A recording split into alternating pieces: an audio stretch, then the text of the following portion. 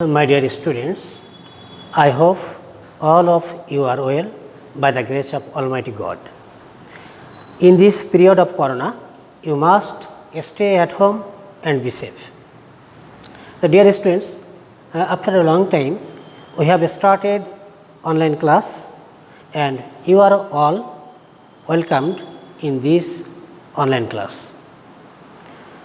Dear students, today I am going to discuss about an important grammatical item. It is voice change. If you want to learn voice change, at first you have to know what is voice. What is called voice? Voice is the form of verb which indicates whether the subject does the work or something has been done to it. অর্থাৎ voice হল ক্রিয়া প্রকাশের ধরন বা ভঙ্গি। আমরা সহজ করে বলতে পারি ক্রিয়া প্রকাশের ধরন বা ভঙ্গিকে ভয়েস বা বাচ্য বলে। এই ক্রিয়া প্রকাশের ধরন থেকে আমরা জানতে পারি কর্তা বা সাবজেক্ট কাজটি সে নিজে করছে নাকি অবজেক্টের কর্মটি অবজেক্টিভের কাজটি তার উপরে এসে পড়ছে।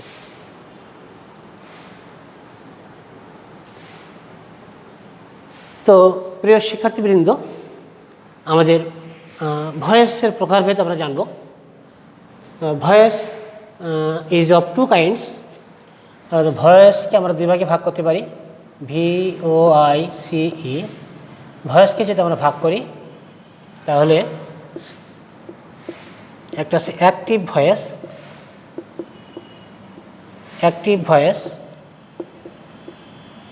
আর একটা হচ্ছে প্যাসিভ ভয়েস।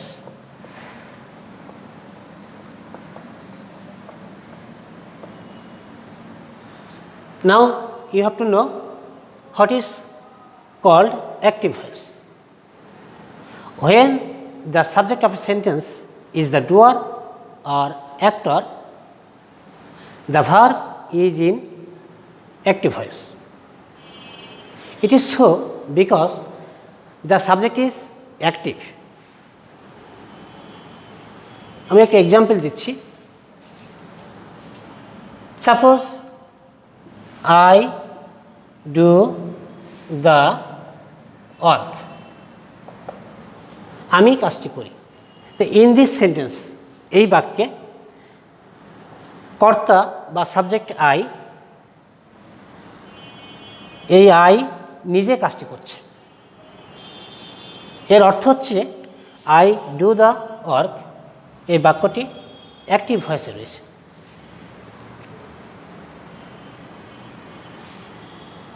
নেক্সট আমরা জানব what is called passive voice. তো হোয়েন দ্য সাবজেক্ট অফ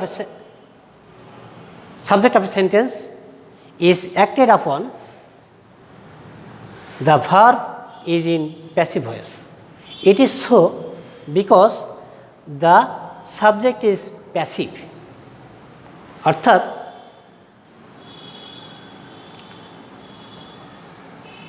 আমি একটি উদাহরণ দিয়ে জানাই যে আমি আগে যে বাক্যটা লিখেছিলাম আই ডু দ্য ওয়ার্ক, এটা যে প্যাসিভ ভয়েসে আনলে যেটা হবে দ্য ওয়ার্ক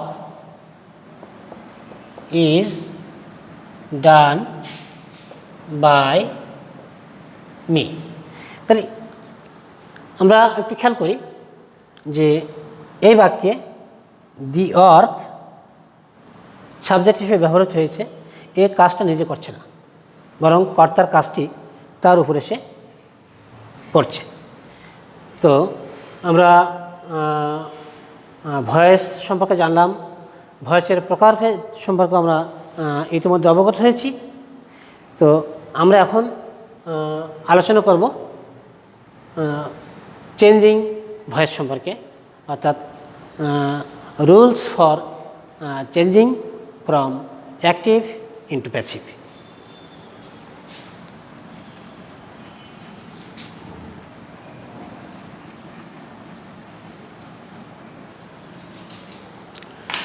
Dear students, আমরা এখন আলোচনা করব rules for changing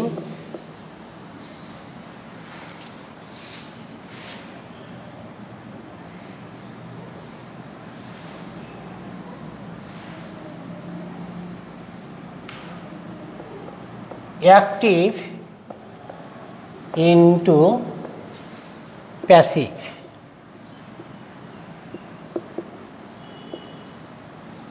Passive voice.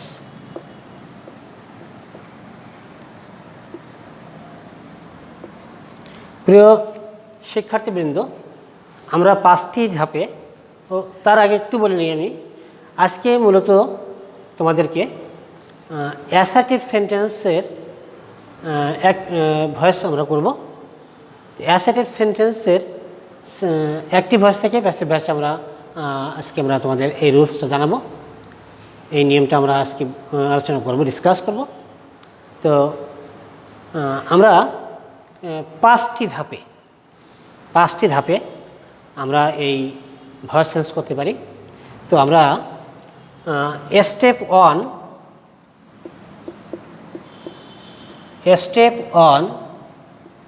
ওয়ানে আমাদের যে কাজটা করতে হবে সেটি হচ্ছে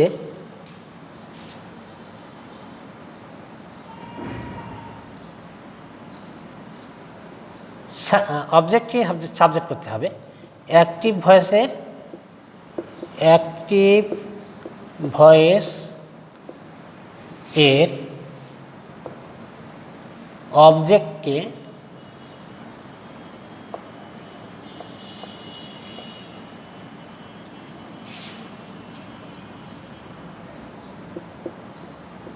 প্যাসিভ ভয়েস এর সাবজেক্ট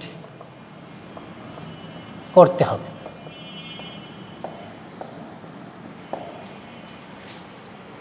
স্টেপ 2,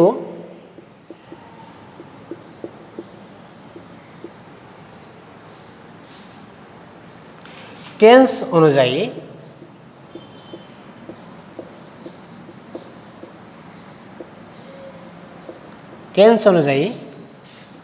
অক্সিলারি ভার্বের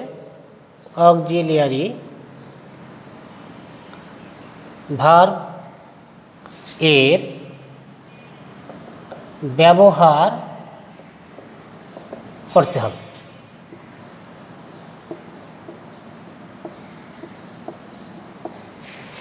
স্টেপ 3,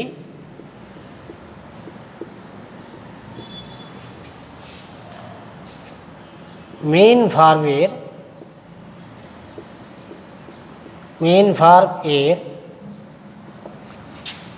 পাস্ট পার্টিসিপেল ফর্ম বসাতে হবে।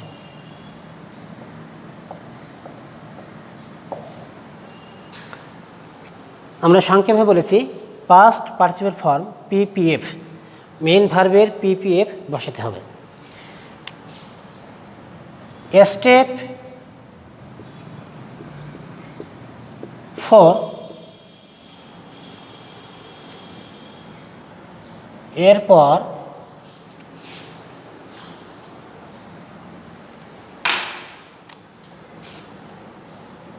পিপিএফ এর পরে preposition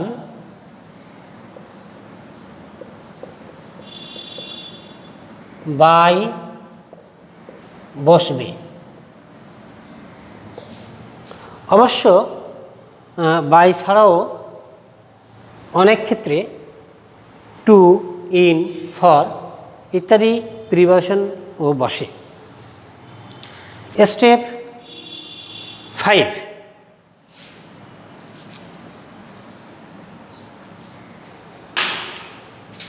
step 5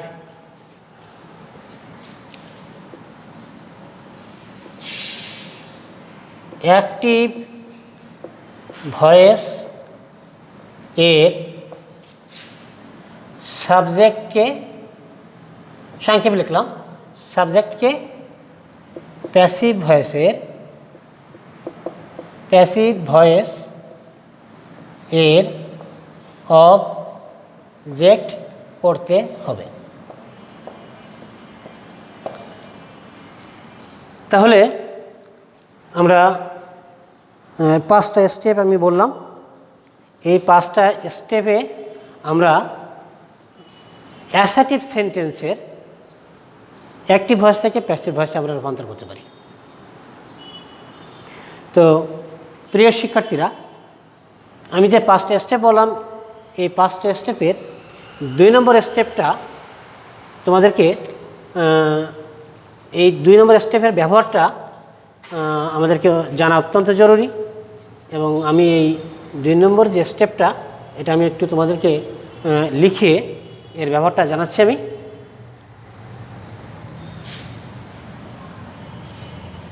Dear students, you have to listen attentively. তোমাদের অত্যন্ত মনোযোগ সহকারে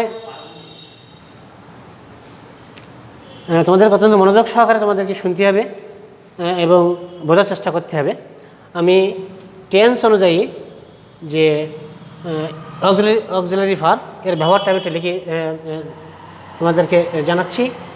খুব দ্রুত তোমরা এই কাজটা করবা। এখানে প্রেজেন্ট ইনডিফিনিট টেন্স আমি সংক্ষেপে লিখছি, দ্রুত লিখবা।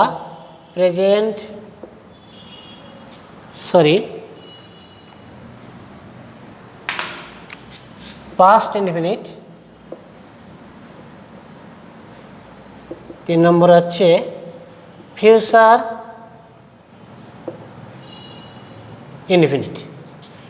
এর ব্যবহার হচ্ছে এম, ইজ, আর এখানে আসবে পাস্ট ইনডিফিনিট ওয়াজ, ওয়্যার।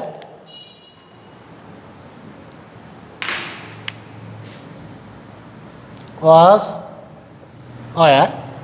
এখানে আছে shall be, will be.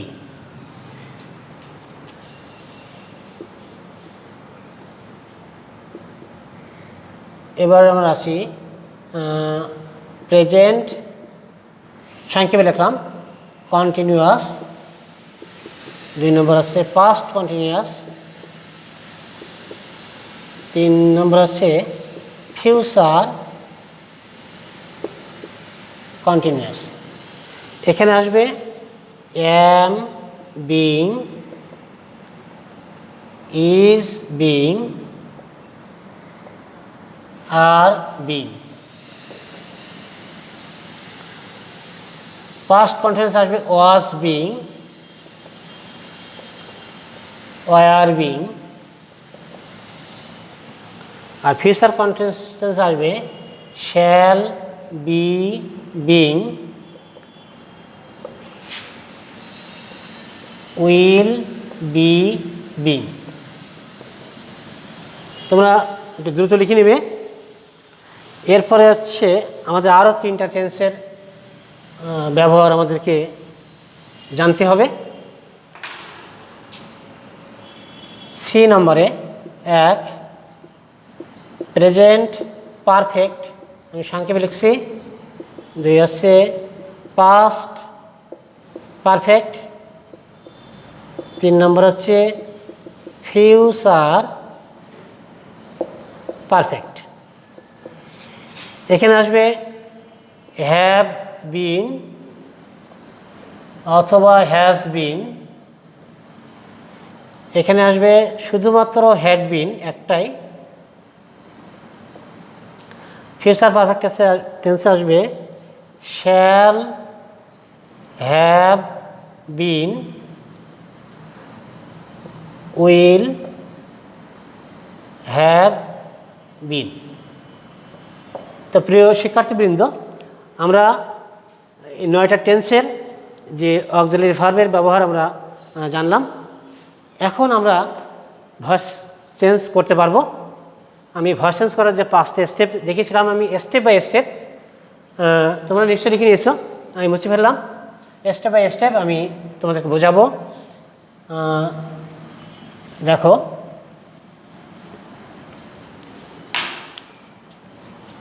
Example দিচ্ছি। মনে করো রহিম রিডস এ বুক। দেখো এ বাক্যে রহিম সাবজেক্ট, এ বুক এটা অবজেক্ট।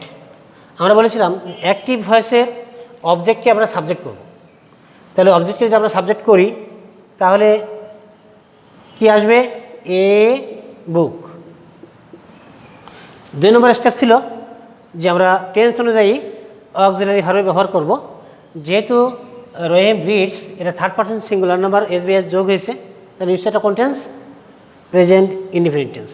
তো প্রেজেন্ট ইনডিফিনিট টেন্সে আমরা অক্সিলারি ভার্ব কি আসবে বলেছিলাম? Am, is, are. গুড। তাহলে এ বুকের পরে ইজ বসে, এ বুক ইজ। 3 নম্বর ধাপটা কী ছিল? মূল ভার্বের পাস্ট পার্টিসিপল ফর্ম। তাই read, red, red. Past participle form আছে রেড, তাহলে READ, উচ্চারণটা red. A book is red. এরপর প্রিপোজিশন বলেছিলাম, চতুর্থ ধাপে বলেছিলাম বাই। এরপর আমরা কি করব? সাবজেক্টকে অবজেক্ট করব। তো সাবজেক্টকে অবজেক্ট করলে রহিম, রহিমই থেকে যাবে। তাহলে প্রিয় শিক্ষার্থীরা, তোমরা বুঝতে পারছো যেহেতু এটা প্রেজেন্ট ইনডিফিনিট টেন্স, আমরা অক্সিলারি ভার্ব ব্যবহার করেছি এম, ইজ, আর। এবং আমরা যে 5টা স্টেপ দেখো, এটা স্টেপ নাম্বার 1, এটা 2, এটা 3, এটা 4, এটা 5 নম্বর স্টেপ। 5টা স্টেপ। আমি আরও একটা এক্সাম্পল দিই। They are playing football. They are playing football. তো আমরা প্রথমত আমরা নির্ধারণ করি যে এটা কোন টেন্সে আছে? Present continuous tense. গুড, ভালো বলেছ। তো প্রেজেন্ট কন্টিনিউয়াস টেন্সে তাহলে আমরা প্রথম স্টেপে আমরা কি করব? অবজেক্টকে সাবজেক্ট করব। তাহলে আমরা এখানে অবজেক্ট আছে ফুটবল, আমরা সাবজেক্ট করলাম ফুটবল। কন্টেন্স প্রেজেন্ট কন্টিনিউয়াস টেন্স। তাহলে অক্সিলারি ভার্ব কি আসবে? Am being, is being, are being. Good. তো ফুটবলের পরে কি আর বিং বসে কিংবা এম বিং? না। তো ফুটবলের পরে কি বসবে? Is being. Football third person singular, তাহলে ফুটবল ইজ বিং। আমরা নিয়ম অনুযায়ী এটা স্টেপ 1, এটা স্টেপ 2। স্টেপ 3তে আসবে কি? মূল ভার্বের past participle form. Play, played, played. PLAYED। তো স্টেপ 3 চলে গেল। তাহলে football is being played. 4 number step কি আসবে? বাই। এটা প্রিপোজিশন আসবে বাই, এটা 4 নম্বর স্টেপ। 5 নম্বর স্টেপে কী হবে? আমরা সাবজেক্টকে অবজেক্ট করব। তাহলে দেকে যদি আমরা অবজেক্ট করি তাহলে কি হয়? দেকে করলে হয় দেম, ওয়েকে করলে হবে এখানে আস। তোমরা এই শর্টটা খেয়াল রাখবা। আর যদি কোনো নেম থাকে তাহলে সেই নেমই থেকে যায়।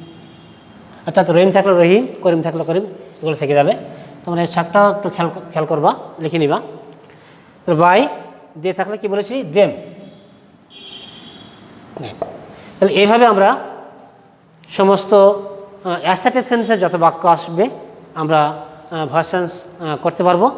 তো প্রিয় শিক্ষার্থীবৃন্দ, তোমরা এই নিয়মে বাড়িতে আরও অনেক বাক্য করার চেষ্টা করবে, ভয়েস চেঞ্জ করার চেষ্টা করবে। যদি কোনোটা যদি ব্যর্থ হও তাহলে তো আমি আছি। আমাকে তোমরা যে কোনোভাবে ফোন করেও তোমরা জিজ্ঞাসা করে নিতে পারো ব্যাপারটা, কিংবা জুম অ্যাপসের মাধ্যমে তোমরা আমাকে যদি জিজ্ঞাসা করো, আমার আইডি নাম্বার, পাসওয়ার্ড দেওয়া আছে তোমাদের কাছে। তোমরা ইচ্ছা করলে সেখান থেকে আমার কাছে যোগাযোগ করে জানতে পারো। তো প্রিয় শিক্ষার্থীবৃন্দ, আজকে আর নয়, আমরা নেক্সট টাইমে আমরা ইন্টারোগেটিভ সেন্টেন্স, ইম্পারেটিভ সেন্টেন্সের ভয়েস চেঞ্জ করা শিখব। তো তোমরা পরিশেষে আমি যেটা বলতে চাই, এখন যে করোনাকালীন চলছে, তোমরা সবাই বাড়িতে স্বাস্থ্যবিধি মেনে চলবে, বাড়িতে থাকবে। নিতান্ত যদি বাইরে বেরোতে হয় তাহলে তোমরা অবশ্যই মাস্ক পরিধান করবে। তো ধন্যবাদ শিক্ষার্থীরা, সবাই ভালো থেকো, ধন্যবাদ।